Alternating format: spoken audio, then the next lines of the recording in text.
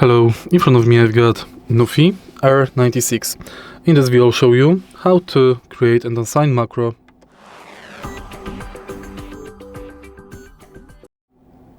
To create and assign macro to your keyboard, let's go to Use Via app and now select macros.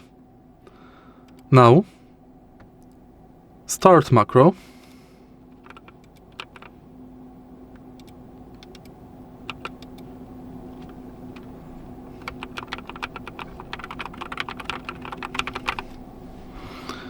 Tap Save.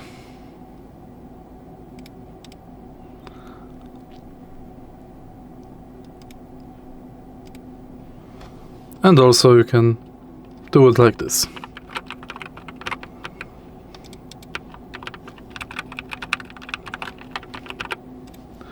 Stop recording. Save macro. And now let's go to Keymap. Select macros. Select your macro and assign it. If you find this video helpful, please leave like, comment and subscribe.